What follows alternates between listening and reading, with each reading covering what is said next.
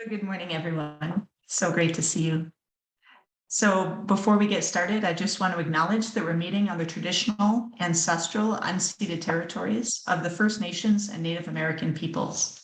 So I know I'm in Calgary right now. The folks I know locally are from the Lakota Nation. I'm not sure, I'm probably on the land of other nations at this time as well. If you're on the land of other nations, please feel free to write those nation names in the chat if you'd like. And let's always remember our connection to our siblings in these nations and pray for the day in which we might be with them in right relationship.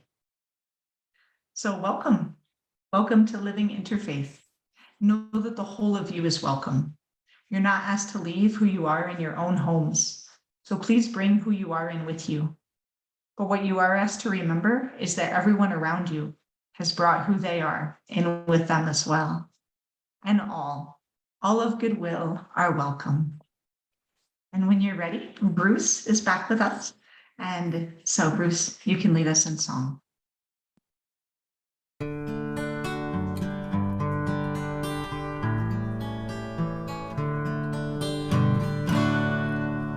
Come, come, whoever you are, wanderer, worshiper, lover of leaving.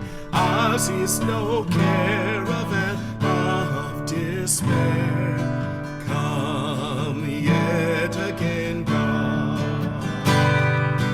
Come, come, whoever you are, wanderer, worshiper, lover of leaving. Ours is no caravan of despair. Come yet again, God. Come, come, whoever you are, wanderer, worshiper, lover of leaving. Ours is no caravan of despair. Come yet again, God.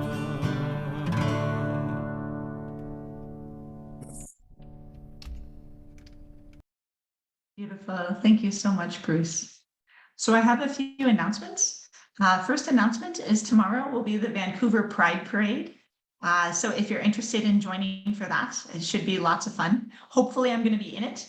I know the United Churches that I work with are actually part of a float there. But there are going to be thousands and thousands of people taking part in it. And this year it's a different route. It starts in the West End and it's going to go down by Science World. So if you're interested, definitely come out for the Pride Parade tomorrow. It's from noon to 3 p.m. Also, this coming week is Interfaith Awareness Week. It also starts tomorrow and goes through Thursday. It'll be on Zoom. There's this really cool person on the East Coast who's been organizing it to try to find folks across Canada who do interfaith work to see what their sharings will be over this coming week. And it's leading up to the Parliament of World Religions, which will be in about a week and a half or so. So if you're interested, you can see the setup of who all is going to be in there. I'm going to put it in the chat now. I'm actually going to be doing a presentation on Tuesday morning, so should be lots of fun. And yeah, but there are going to be lots of other talks as well. So if you're interested, you can see those there. Also, starting on Thursday, August 10th, and going through Sunday, August 20th, there's going to be the Vancouver Queer Film Festival.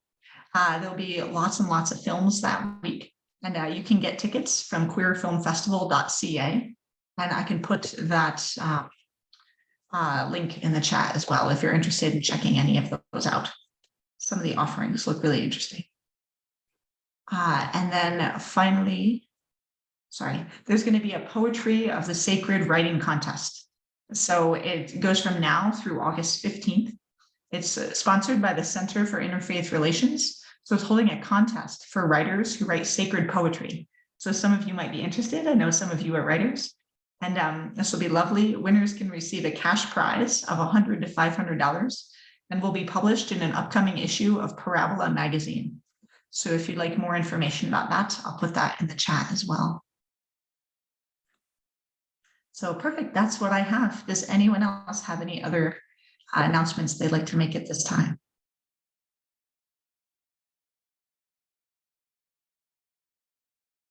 No?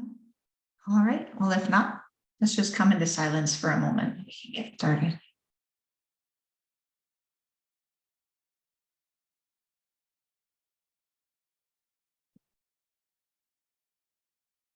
So I have a prayer for Lammas, which we're celebrating today. As the sun's eternal flame calls fruits to ripen and seeds of grain to dry on the stalks, as leaves collect that abundant brightness and roots reach further depths, we gather in our hearts a profound well of gratitude. A gratitude so deep, so cool, so limitless, that it nourishes all the fields and forests around us, as the fields and forests nourish us. Our gratitude is our sacred offering in the face of the continued providence of the earth. In the year that has passed, we have eaten. We've partaken in the infinite flavors and textures and pleasures that the earth has provided. In the year to come, we will eat. We will partake of the infinite flavors and textures and pleasures that the earth will provide. As we partake of these pleasures, we honor the many lives and labors that have been given so we may eat and may thrive. We honor this with humility, knowing that this gift allows us to live. In our gratitude, we commit our hearts to sharing our gifts so that others too may live and thrive. In our gratitude, we accept these gifts full and without shame. And it is with our gratitude that we bless the earth. Thank you. And then when you're ready, Rachel. Yeah, so our candle lighting prayer is a prayer to the harvest deities by Patty Wigington. The fields are full, the orchards blooming, and the harvest has arrived. Hail to the gods who watch over the land. Hail to Ceres, goddess of the wheat. Hail Mercury, fleet of foot. Hail Pomona and fruitful apples. Hail Attis, who dies and is reborn. Hail Demeter, bringing the dark of the year. Hail Bacchus, who fills the goblets with wine. We honor you all in this time of harvest and set our tables with your bounty.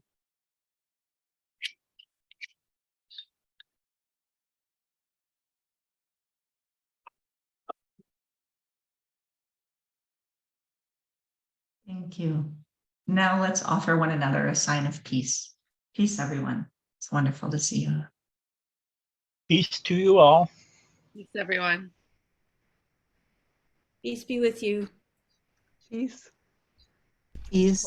Peace, everyone. Peace to you, everyone.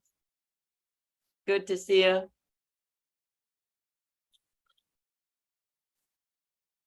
Thank you so much. Peace, everyone.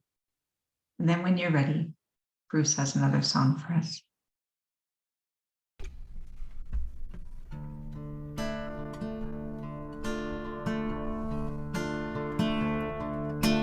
Hoof and horn, all that die shall be reborn. Corn and grain, all that falls shall rise again. Hoof and horn,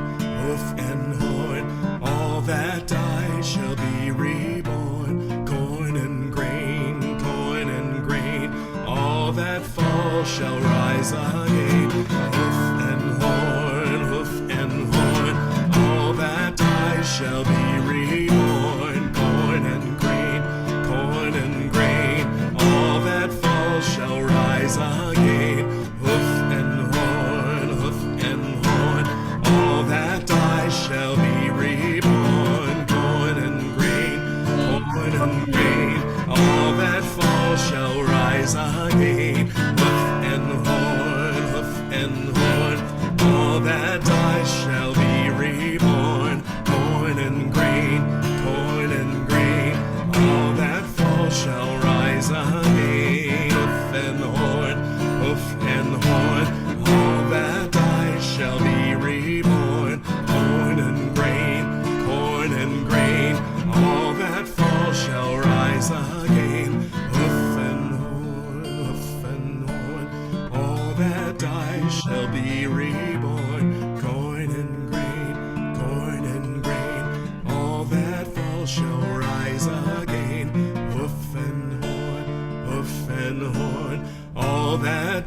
shall be reborn. Corn and grain,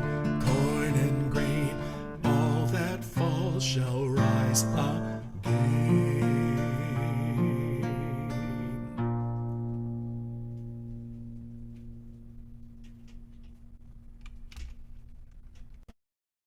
Beautiful. Thank you so much, Bruce.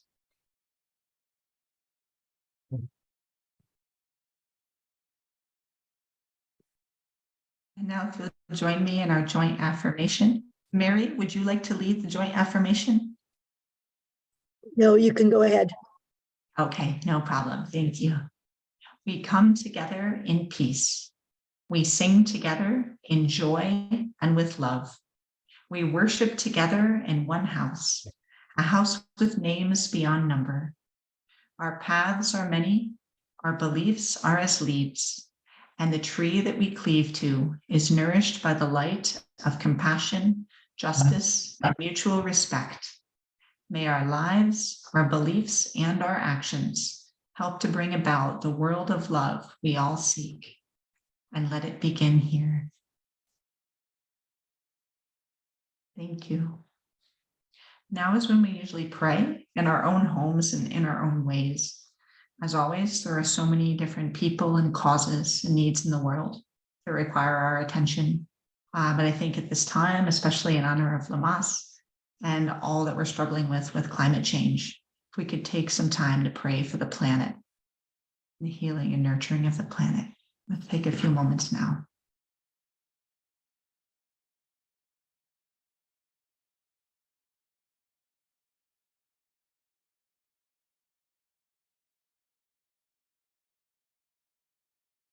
Steve's back. I like Steve.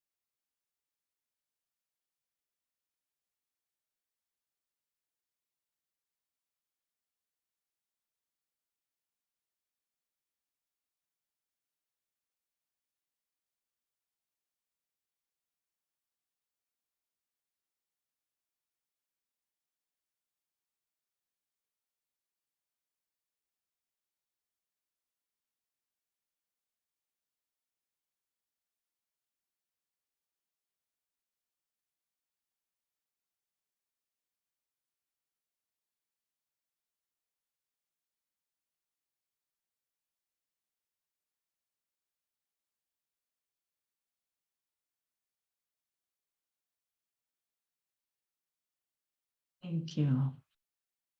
I don't have my singing bowl with me this time, so I can't strike it to close the prayer. But thanks for taking some time, friends. And then when you're ready, Bruce has another song for us.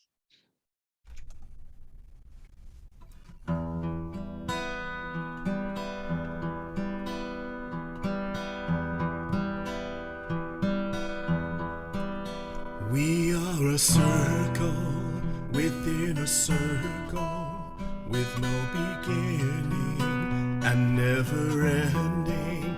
We are a circle within a circle, with no beginning and never ending. We are a circle within a circle, with no beginning and never ending.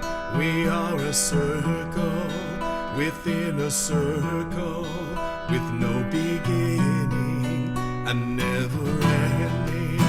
We are a circle within a circle, with no beginning and never ending. We are a circle within a circle, with no beginning and never ending. We are a circle within a circle, with no beginning and never ending. We are a circle within a circle, with no beginning a circle, within a circle, with no beginning and never ending. We are a circle, within a circle, with no beginning and never ending. We are a circle, within a circle, with no beginning and never ending. We are a circle, within a circle, with no beginning and never ending. We are a circle, within a circle, with no beginning and never ending.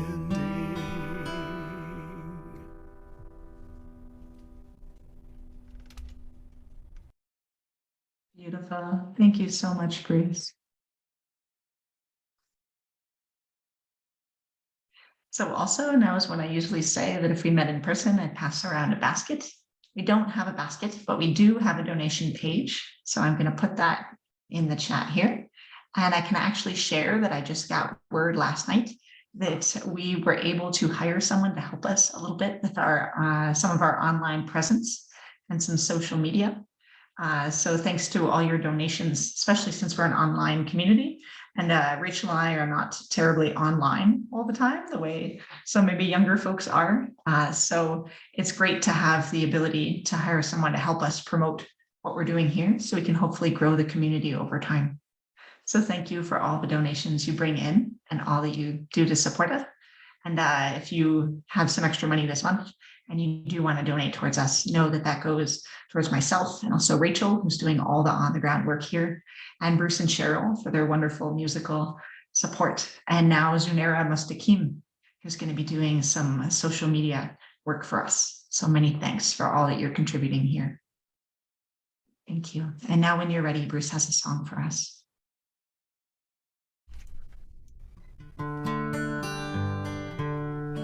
From you I receive, to you I give. Together we share, and from this we live. From you I receive, to you I give. Together we share, and from this we live.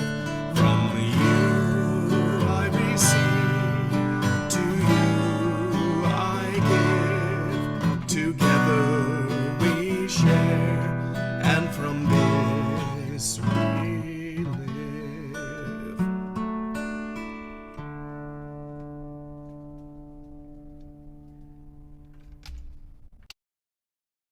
Wonderful. Thank you so much, Bruce. And now it's my joy to turn it over to Lady Mary Malinski. So this is her second time with us. So she was with us a few years ago for Summer Solstice. And now today she'll be sharing about Lammas. She's an Archpriestess of the Aquarian Tabernacle Church of Canada, a third-degree priestess of the ATC Tradition, and full faculty at Woolston-Steen Theological Seminary. She's also the founder of Walks Within Mentoring, professional life coach, and a Reiki Master Teacher. So she does all kinds of amazing stuff, and we're so happy to have her with us again. So when you're ready, over to you, Mary. Thank you so much for inviting me here. And I also want to say thank you very much to Bruce for sharing the song Hoof and Horn, because that's definitely a chant that we use very often at this time. So thank you. So Lammas comes from loaf mass. So this is often considered the first harvest. And in Wicca, we have 8 major festivals that we call the Wheel of the Year. And so those are the solstices and the equinoxes, and the cross quarter days are about the halfway points in between.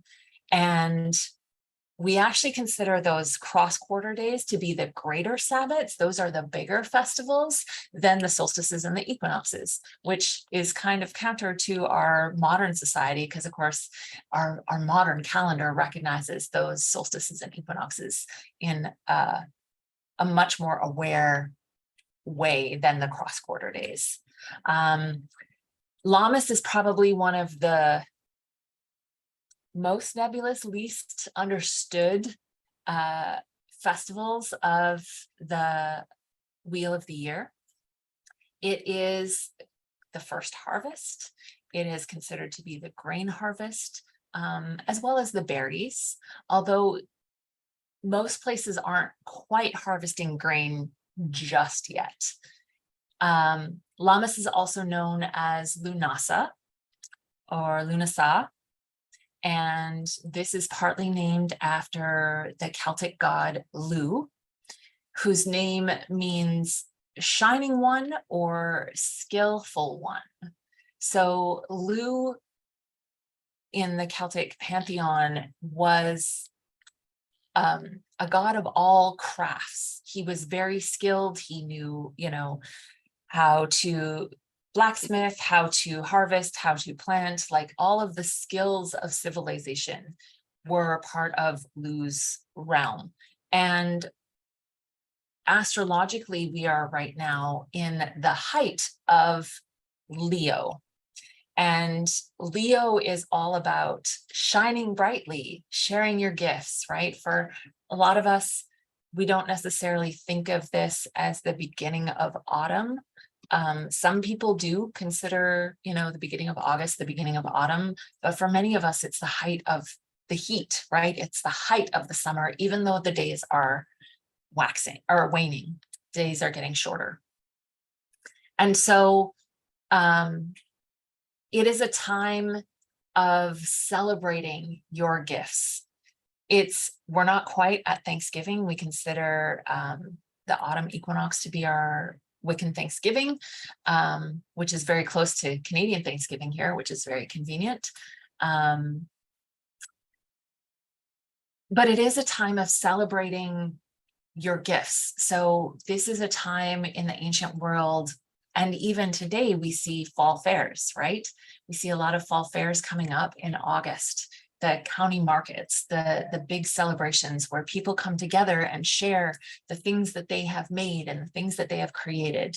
It's also a time of Highland Games where people come together and show how strong and skillful and talented they are.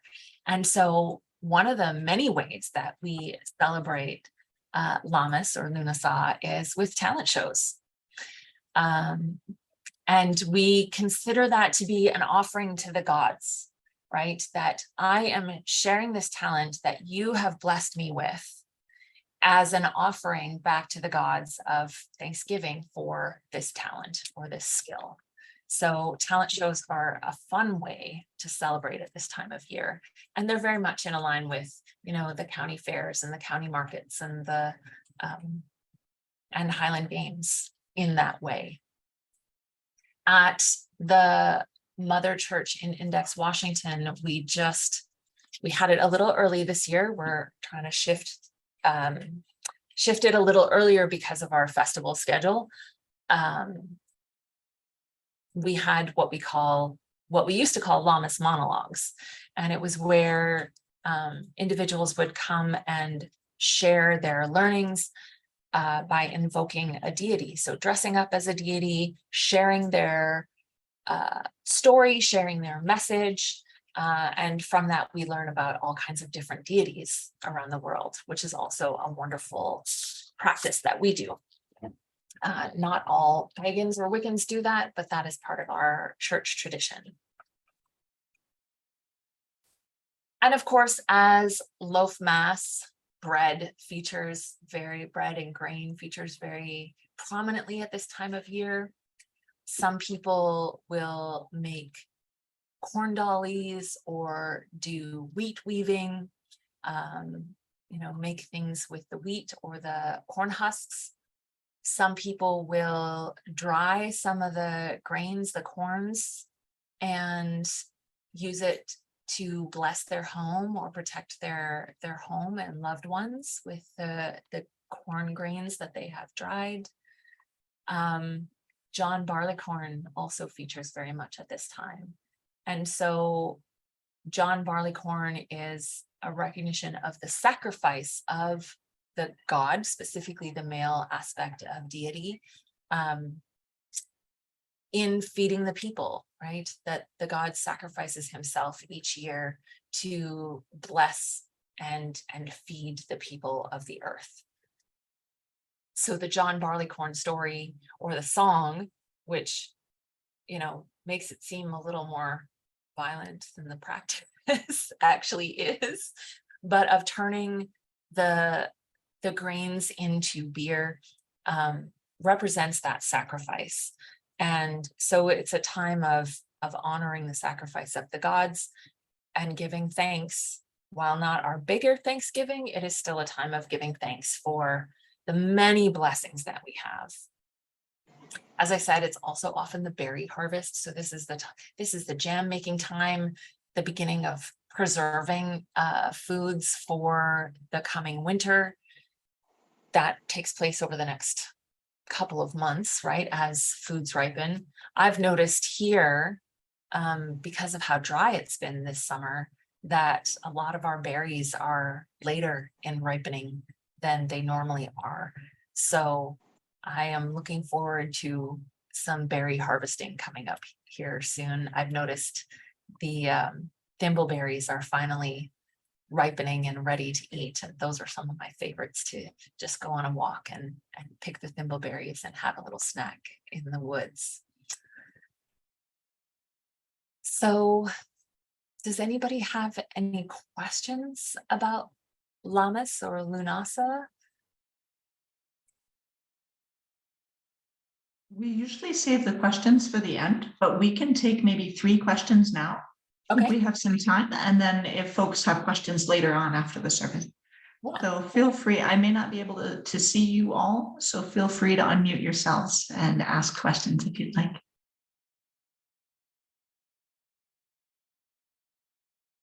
What would you say this particular celebration or time of the year differentiates itself from the others that you celebrate? And how it relates to being a human being, I guess. Like I said, this one is a little, we have 3 harvest festivals, 2 to 3, depending on your perspective, because not all Wiccans look at the Wheel of the Year exactly the same way. Lammas, Autumn Equinox, and then Samhain is considered the final harvest at Halloween. So this time is very much more a time of celebration. It's a time of community gathering. It is considered to be very much a feast time, right? Where you show off, right? Show off your talents, show off your skills, celebrate the wins that you've had throughout the year, as opposed to giving thanks for, so the autumn equinox is the time of balance. It's recognizing that we are moving into the dark half of the year, where we work more internally as opposed to externally. So Lammas is kind of the final, huzzah, I want to celebrate with my community, and I want to celebrate everything that the community has done. And we're at a time of abundance because we've begun to harvest all of the things that we have planted, whether that is fruits and vegetables and foods, or that is goals that we have set earlier in the year, and we're starting to see the harvest of those as well. So it's kind of the last big community celebration before we start to turn inward and do our more inner work during the dark half of the year. Does that help answer? Great question. Thank you.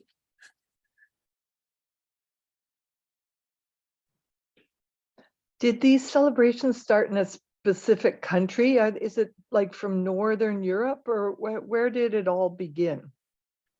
Most of Wiccan practices are primarily Northern European, Indo-European festivals. So primarily Northern Hemisphere based. We base the Wheel of the Year primarily on the Northern Hemisphere, though in the Southern Hemisphere, they do flip that Wheel of the Year. So for example, they are not celebrating Lammas right now. They would be celebrating Imbolc, which is kind of the planting time, right? Planting seeds, because they're moving not into winter or fall, they're moving into spring. So yeah, I would say primarily Indo-European. The names of the festivals aren't necessarily ancient, while our ancestors did follow the wheel of the year primarily for planting and harvesting, and for their following their animals, right? So the names of the festivals were kind of codified in the 1970s by Dr. Aidan Kelly. He was putting together a calendar for, I believe it was for Llewellyn.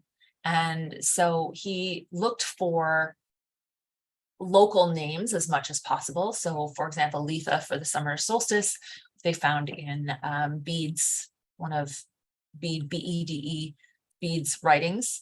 And Lughnasadh also seems to be a more ancient term. Loaf-Mass is a little more modern, Lammas. So, and Mabon, which is what he calls the autumn equinox, it doesn't have really any historical ties to the season. He was looking more at the energy of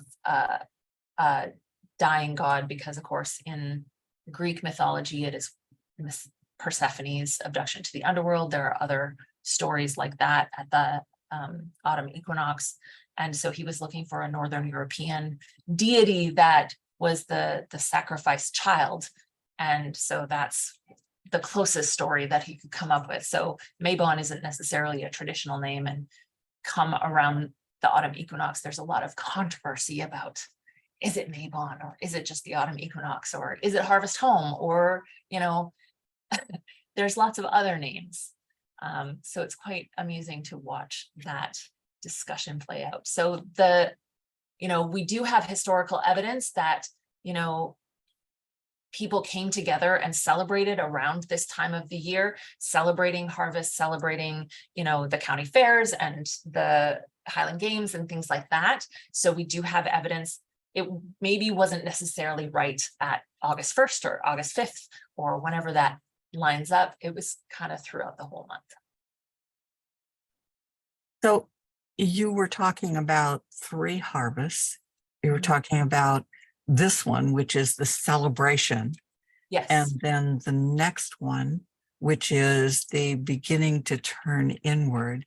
And then the final one, which is around Halloween. And what would that, how, okay. Just So a couple words about what that is.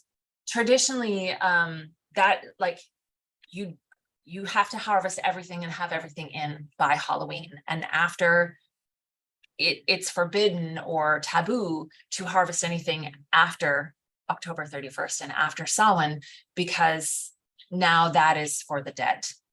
We are at the Feast of the Dead. So it is the last time, and anything that is left unharvested needs to stay unharvested and give back to the earth to renew for the future. So it's the final pulling inward. So the autumn equinox is more the Thanksgiving, right? We feast and celebrate more with family and friends because we're turning inward, as opposed to the whole big community like we are right now. And then the Feast of the Dead, we often prepare a feast and honor our ancestors to come in and honor our beloved dead then. So it's, the final, everything that we can harvest is now in, and everything else gets left for the earth and to renew for the future. Thank you. That's perfect. Thank you so much. I really appreciate it. Here, so I think that's good for now. Thank you so much for your talk. Bruce has one more song for us. I'll do a closing blessing. And then if anyone needs to go, they're welcome to go. And if others have more questions, if you have a little bit of time, Mary, to answer any other questions, for a little bit, we could do that then if that works for you. Thank you again for inviting me. Perfect. Absolutely. Thank you. When you're ready, Bruce.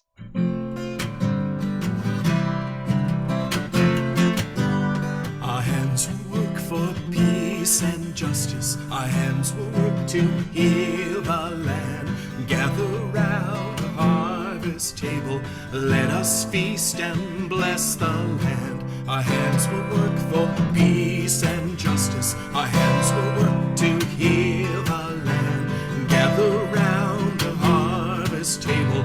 Let us feast and bless the land. Our hands will work for peace and justice. Our hands will work to heal the land. Gather round the harvest table.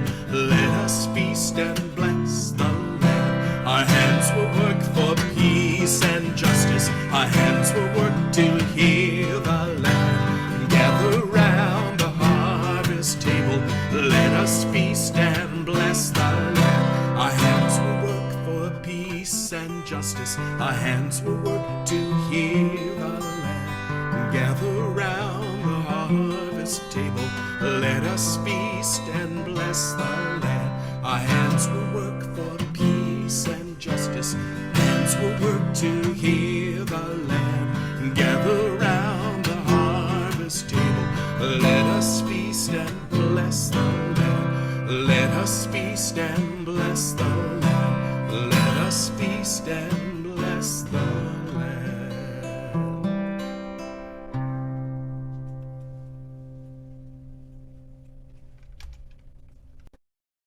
Beautiful. Thank you so much, Bruce.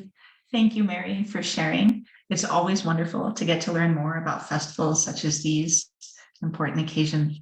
And going forward, let's celebrate Lammas. Let's celebrate all of our talents, all that we've worked towards, all the planting we've done over this last year and previous years that's now coming to fruition. So let us just rejoice and share these blessings with one another. So thank you so much and have a wonderful long weekend. Amen.